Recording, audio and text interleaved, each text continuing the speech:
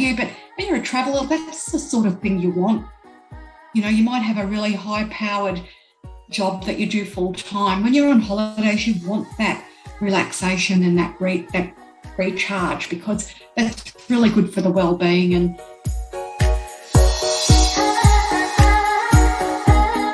welcome to the Crossing It Off podcast, where each episode we share the stories of individuals that are living out their bucket/life goal lists.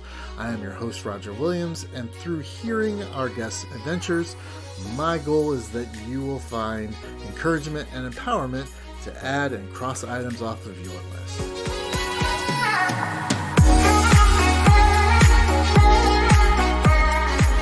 Welcome, everybody. I am so excited for this episode. I want to introduce you to my guest. Her name is Linda King, and she described herself as a travel writer, a blogger, and an author. Linda, thank you so much for being here. Thanks, Roger. Thanks for having me. Yeah. So tell us, what is the thing that you crossed off your bucket list? Well, the amazing place, the Amalfi Coast in Italy. Okay. So how long had that been something that you wanted to do? What led up to actually taking the trip? So I've always had a love of Italy and been there a number of times. I worked in the travel industry, so I had great opportunities to go there, but never gone to the Amalfi Coast. And you probably see all the picture postcard, beautiful, houses on the side of the cliff. And I just thought, I have to get there. I have to get to the Amalfi Coast. And so I did it. And I was not disappointed. It was an amazing place, and somewhere I think everyone should go and visit at least once in their life. So the Amalfi Coast, my understanding, it's not just like one place. It's it's up and down. Which side of Italy? Where is it located? And what cities and stuff would people recognize if you started talking about it? So the place that I went to was Positano. So we started in Sorrento, which I think is the unofficial gateway sort of in that region. And then we did the really scary one-way road, cliffside road, which you don't want to look out the window if you're in a tour bus, which is what I was in. Oh, wow. You can get a bit of anxiety if you don't like heights. But what you see at the end in this, the village of Positano is just magnificent. I haven't even got the words to describe it. So there is other parts of the Amalfi, which is probably Cinque Terre and all those other places. But the place that I went to was Positano. And yeah, I don't have the words to describe it. It was just so spectacular, what you see down there. And how big is the city? Is that city that you stayed in? Is it large? Is it small? It's pretty small. If you're sort of looking at judging it against, say, somewhere like Florence or Rome, nowhere near as big as that. But I suppose it was once an old poor fishing village, which has become quite big, obviously, because of the popularity and all the tourism and the promotion. So it's probably, I don't know, I'm trying to think of a place that might be close in size. Maybe it might be like your Siena or Verona. They're a little bit smaller in Italy. And really, when people go down to Positano, you've got the beach, you've got the restaurants that are on the beachfront. You've got the beach where people have got their sunbeds and they're doing the water sports, and you've got the shopping and you've got the art galleries. And so, yeah, it's a real tourism sort of place. You could spend many days down there going through little alleys and finding different little shops. I'm a big shopper, so I love the shopping. But there were some art galleries in there that I went into as well. But for me, as an Australian, as you can tell by my accent, we have sandy beaches, which are quite white. Down there, they've got black beaches, black sort of pebble sort of beaches. And that, for me, was so intriguing because it's something very different to what I'm used to in my country and other places that I've visited. But yeah, it's just, I haven't got words. I was in a restaurant. I needed to get in a restaurant that had a view of the water. And I just thought to myself, I had to pinch myself that I was actually there. It was like, oh my God, I dreamed about going down there and I was there. It was just, yeah, it was like a pinch yourself moment, I suppose. But so pleased that I went there. It was one thing that I've marked off my bucket list. And yeah, I would highly recommend it to anyone that wants to go there. So I've been to Rome and I've been to other cities in Italy. What's besides the size, what's the difference between the Amalfi Coast and some other places in Italy? Why is it so different? Why would you highly recommend it? What's the draw factor?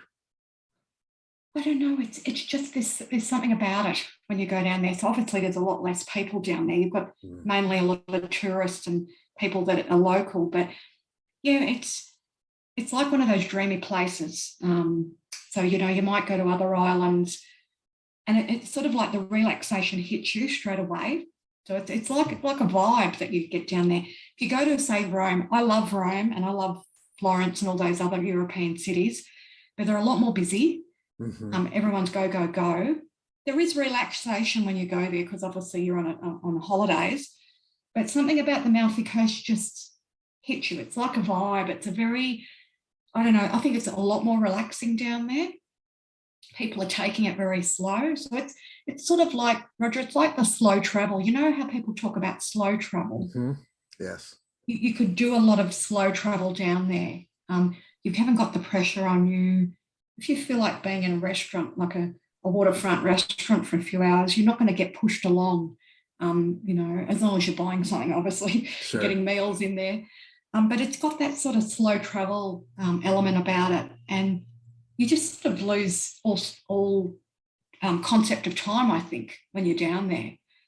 And I think you're just in the dream phase, I suppose. I was in the dream phase. It was carrying me down there, and I looked at the clock and I went, oh my God, it's 4 o'clock already. And it was, you just lose track of time. And I think, I don't know about you, but when you're a traveler, that's the sort of thing you want. You might have a really high powered job that you do full time. When you're on holidays, you want that relaxation and that recharge, because that's really good for the well-being, and it's something that you look forward to as well. And you really want to just be laid back and relax. So I know what it's like in the US when folks travel to Europe.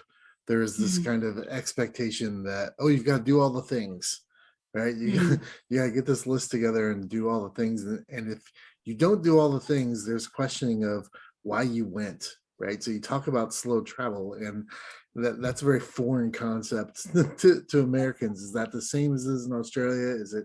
Are people like, you've got to see X, if you're going to Italy, you're traveling that far, because it's probably just as far or farther for you to get to Italy as it would be for me for the States. And is there that sense of others in Australia that you went how far and you only did this one little space, or you only did this one little thing? Or do people, or the slow travel like you talked about, do people embrace that as much where you're from?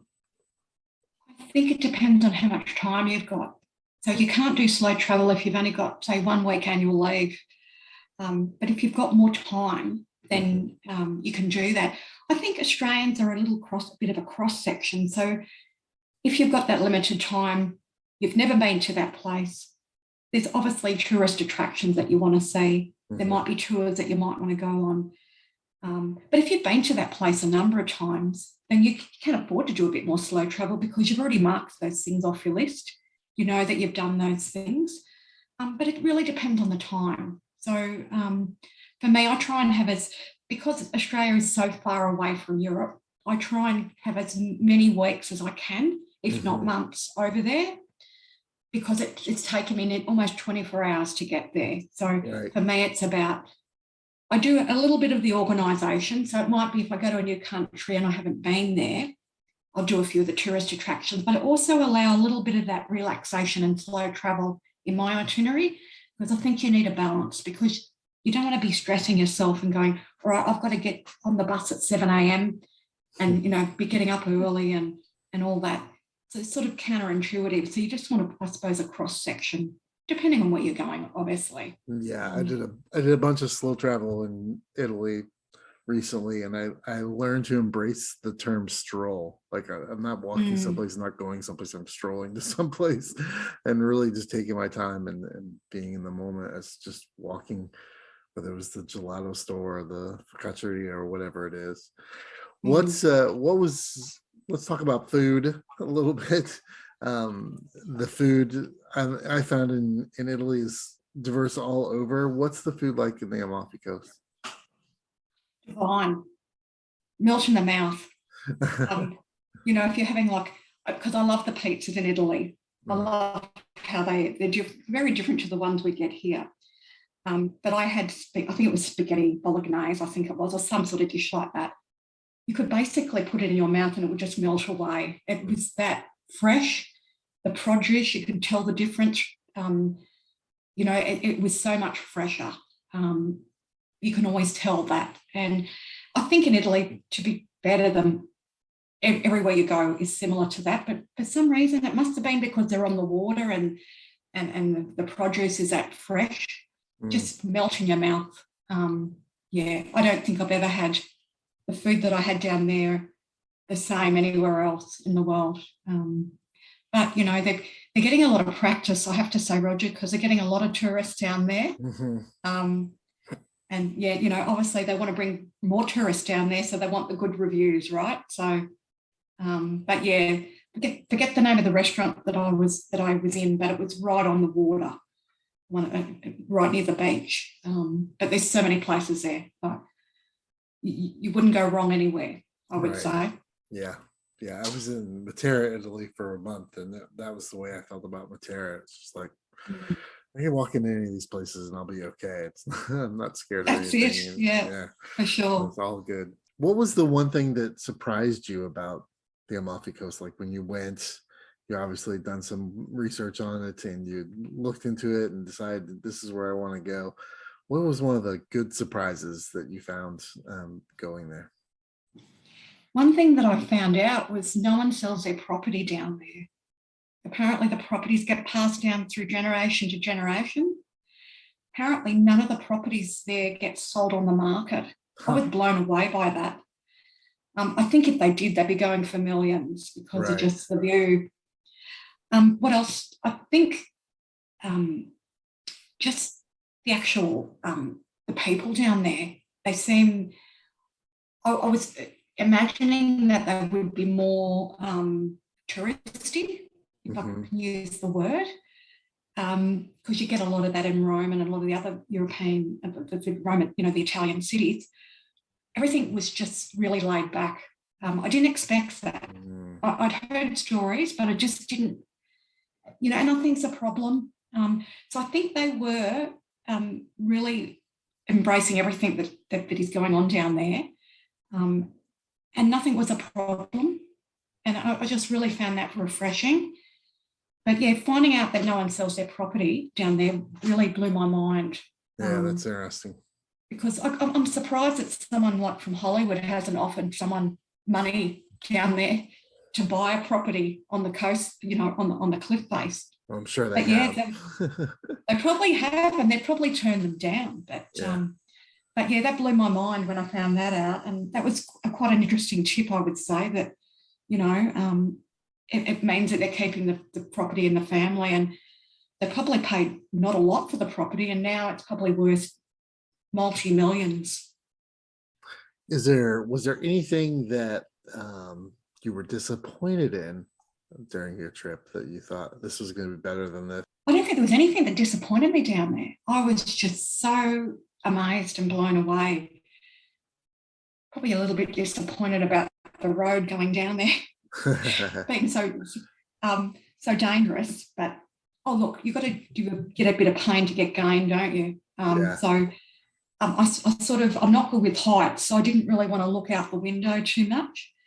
I did a little bit because I didn't want to miss, the water and the view. But it was like, he said, it's not going to be too much longer. We'll be down in Positano shortly. I was like, great, fingers crossed that nothing happens to us on the way. But he was very, very experienced, the guy that drove us. So would I do it myself? Absolutely not. There's no way I would get in a hire car and drive that road. No way.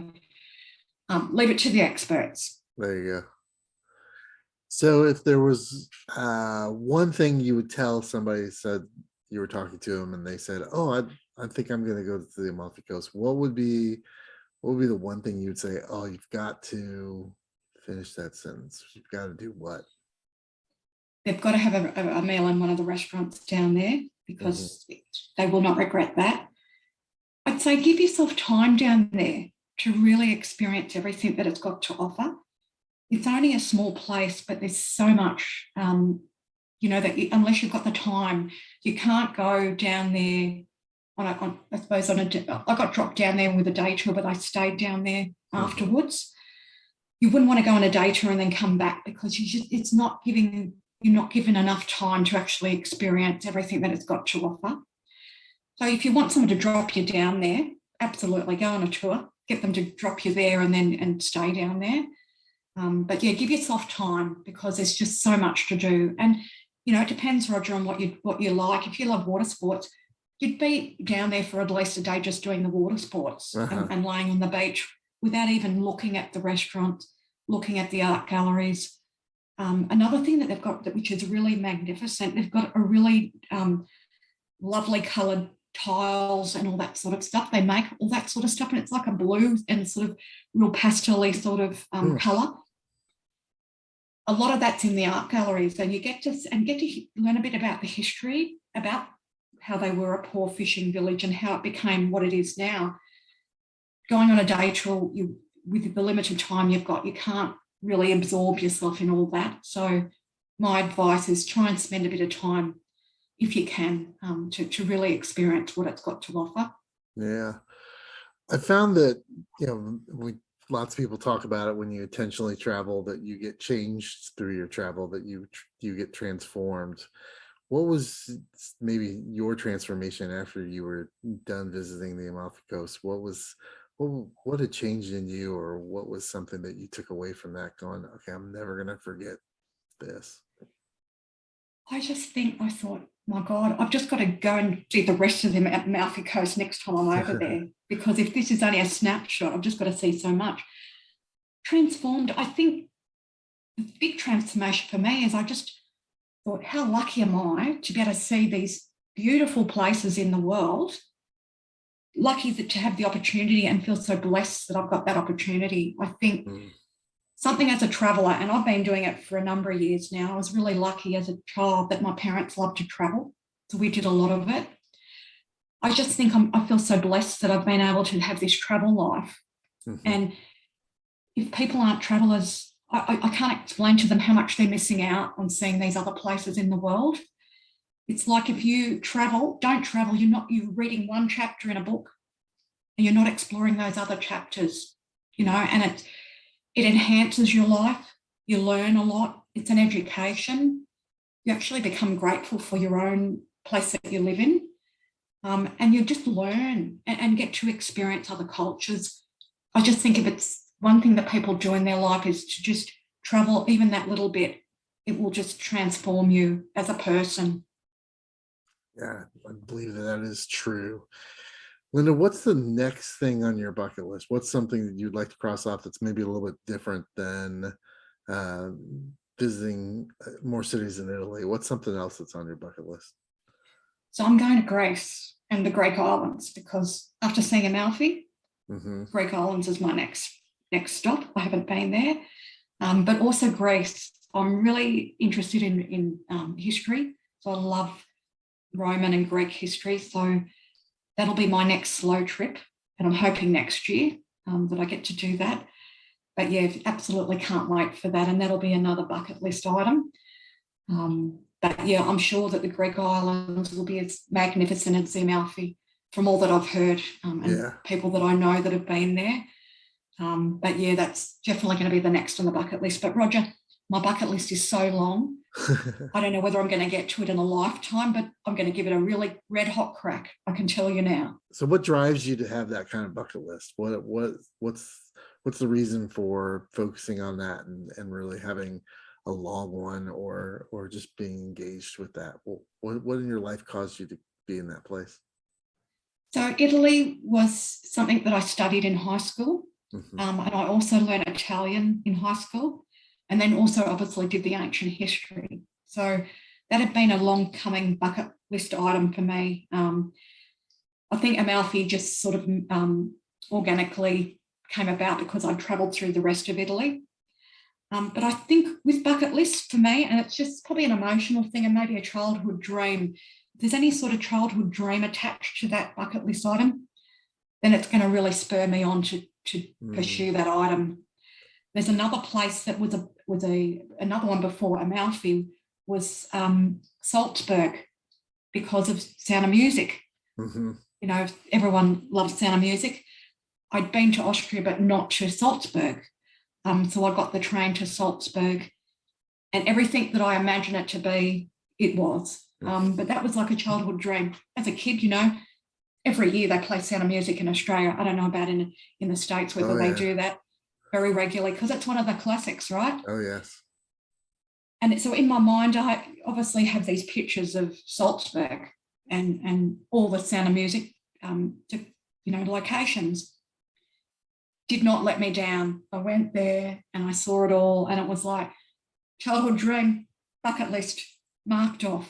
So I think, and I speak for myself, and, you know, obviously this could be the same for other travellers. I think there's got to be some sort of emotional attachment or some reason that people want to mark off something off their bucket list. And it's about, you know, obviously childhood dream or something that's really inspired them. And you get to realise that. So it's not only visiting that place, but it's like completing the dream, I suppose. That you know, it's come to reality, and it gives you hope, because you think, okay, I have these dreams, and we're going to make these dreams come true. So, but for me, that personally, that's what goes into my bucket list. A lot of the destinations on that list.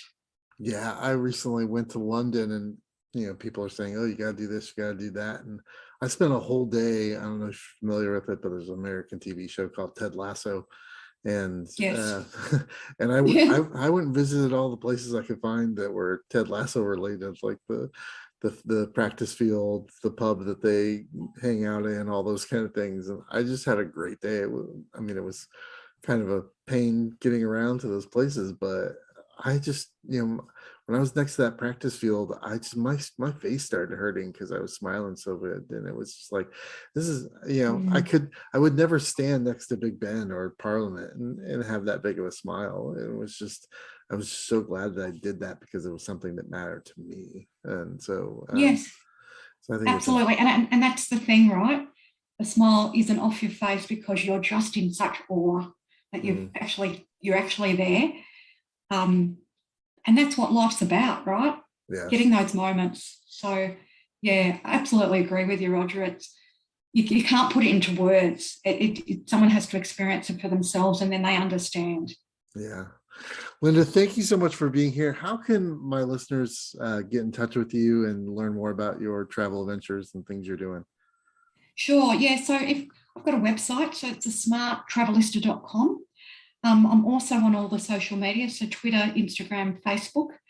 I've also got books that I write and also give travel tips. So I'm on Amazon. So all you need to search for is a Smart Travellista on Amazon Books, and you'll find me there. But I also am on an email address, so linda@thesmarttravellista.com. People can get a hold of me. Love having a chat, love engaging, and yeah, just love it. And when I engage with people, they give me great ideas. So I just absolutely love it. So the feedback I get, they're like, can you write about this? Can you do this? And it's so great. So yeah, anyone that's listening, you want to learn more about travel, also about writing, come and see me. I'm happy to help out and answer any of your questions. Awesome. And connect on social. Yeah, we will put all those links in the show notes so our listeners can get to those pretty easily. Linda, thank you so much for being here. I wish you all the luck in the future, and that you continue to enjoy your travel with a lot of vigor and gusto. So I appreciate your attitude. Great. Thanks, Roger. Thanks for having me. It's been a pleasure talking to you.